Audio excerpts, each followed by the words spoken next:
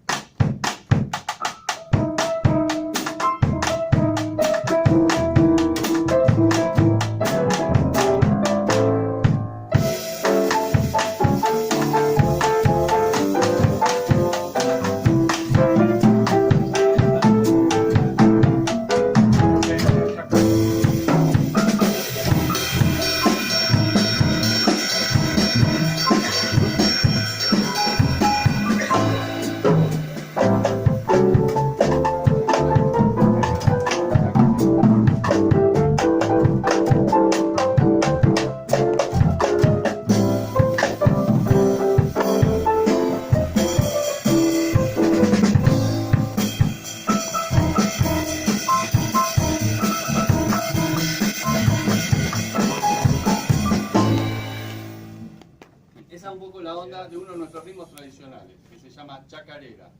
También está la samba, que es prácticamente lo mismo, pero como si fuera una balada, que es mucho más lento. Tipo 1, 2, 3.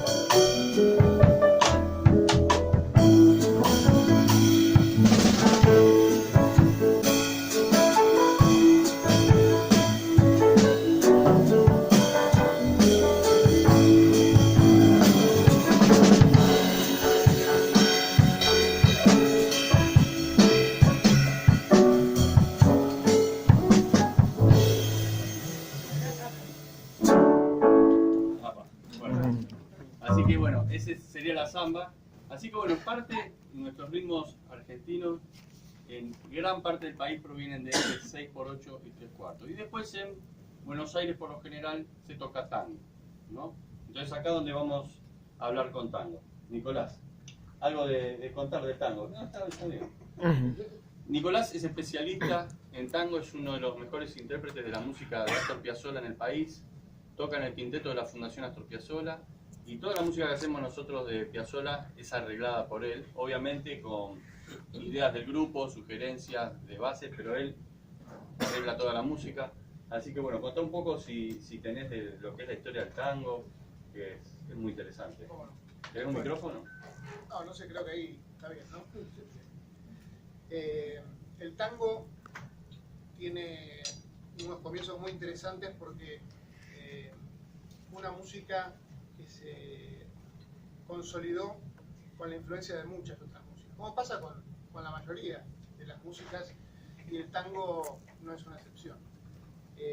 Tiene, por supuesto, influencias de la música europea, si se quiere, de la habanera.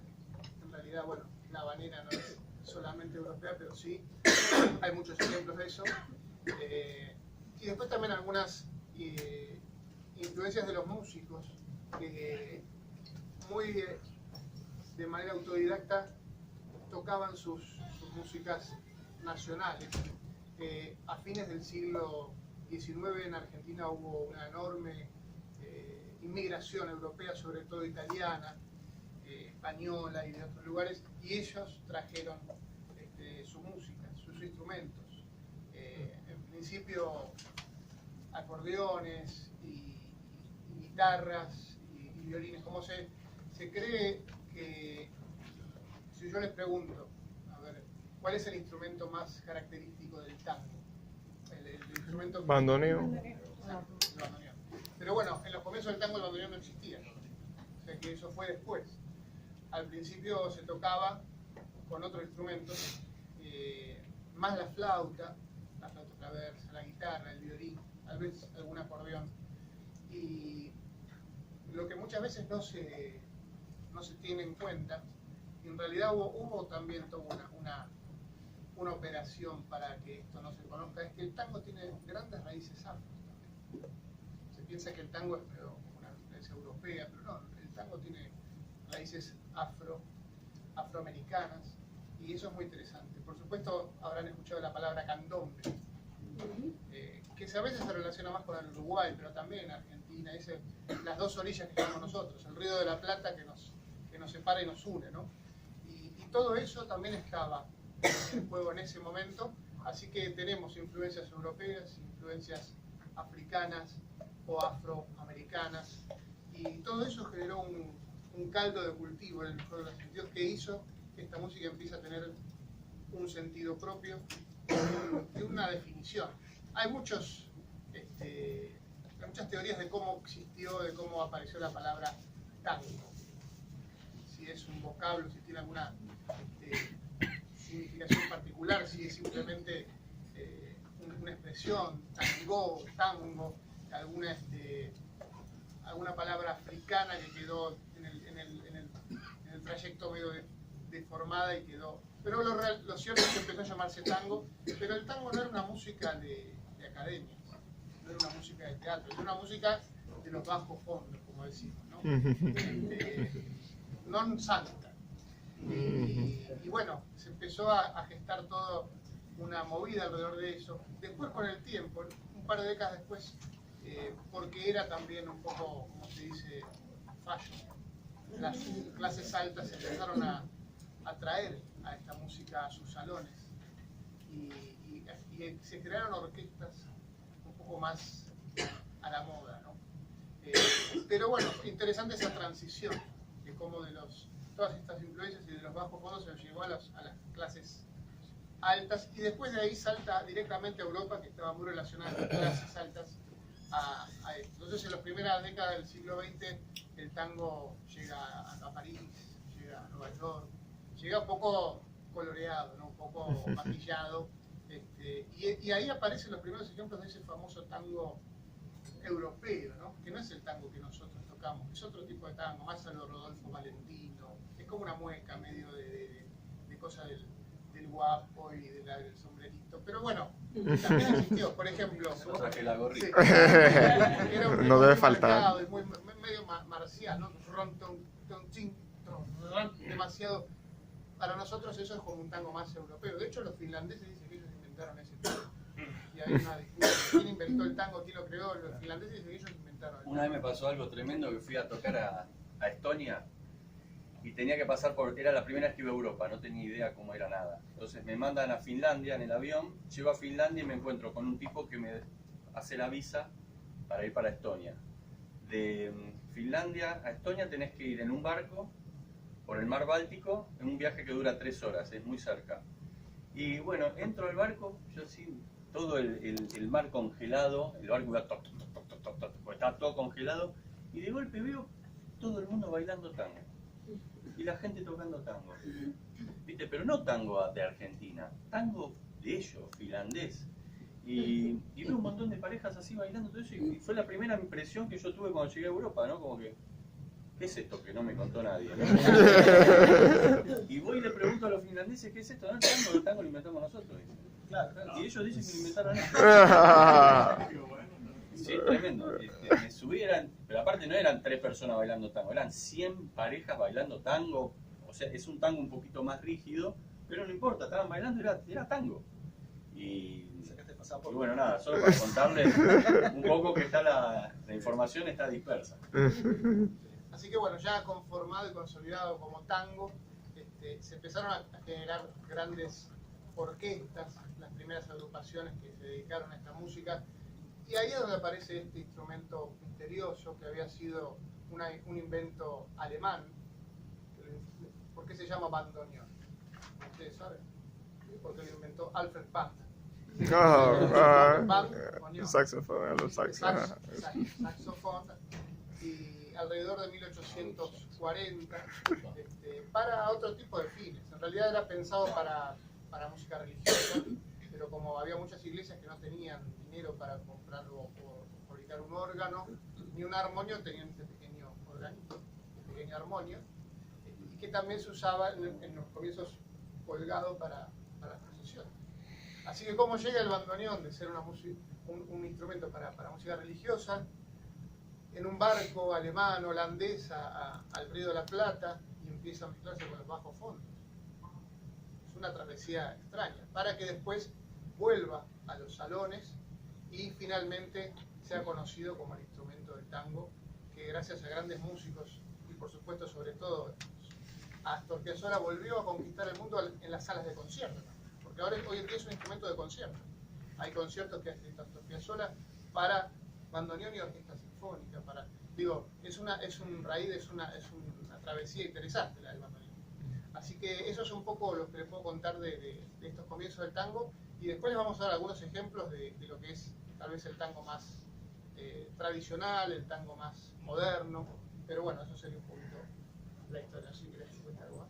Es muy lindo lo que está contando. Me gusta, está bueno.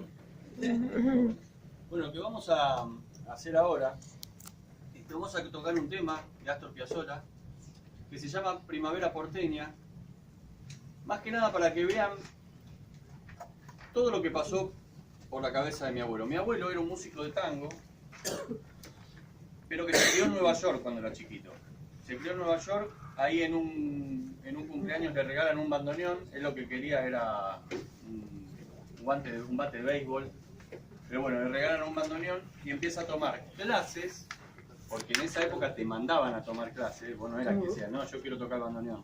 No, lo mandaron a tomar clases con un profesor de piano ruso que vivía en el 7º piso. En Nueva York la cosa estaba muy mal, no tenían dinero, entonces cambiaban las clases de piano por un plato de fideos con salsa al profesor. Entonces le daban fideo y le daba clases a mi abuelo. ¿Qué pasó con mi abuelo? No tenía piano en la casa para practicar las lecciones, entonces agarró esta caja, el bandoneón, y empezó a tocar todo lo de las lecciones de piano ahí. ¿Qué pasa con el bandoneón? El bandoneón no es como un piano que tiene un teclado donde vos podés ver las notas. El bandoneón son todos botones y tienen esta botonera de acá, este teclado de acá, es diferente a este. Las notas están ubicadas en diferentes lugares. Y cuando lo abrís, las notas cambian de lugar. O sea, tenés el teclado abierto es uno, cuando lo cerrás cambian las notas de lugar y la mano izquierda no es igual y a su vez cuando abrís es un teclado y cuando cerrás es otro. Y además no podés ver, porque estás así. Puede hacer así. Entonces hay mucho de memoria muscular también. Es un instrumento muy difícil, tiene 4 teclados que tenés que aprender a la vez. ¿Y qué hacía mi abuelo? Aprendía las lecciones de música clásica con el bandoneón, ahí en sus ratos libres. Una genialidad. Mi abuelo nunca tomó clase de bandoneón, tenía una técnica única. Yo creo que se debe un poco a esto. Mi abuelo en esa época era muy chiquito y lo único que se escuchaba en Nueva York era jazz. Era la época donde estaban las mejores orquestas de jazz dando vueltas y le gustaba hacer mucho zapateo americano. O sea que tenía esa influencia dentro.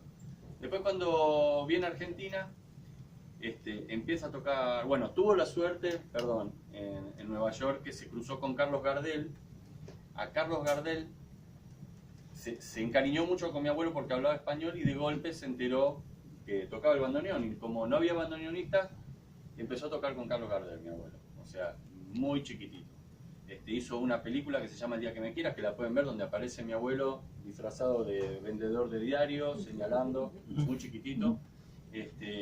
Y a mi abuelo Gardel le ofreció hacer la gira esa por Colombia donde se estrelló el avión. Que mi abuelo fue muy raro que no haya ido porque Gardel llegó a ser el tutor de mi abuelo. Pero Nonino, su papá, no lo dejó ir porque dijo que tenía que ir a la escuela, que era muy chico y bueno, zafó.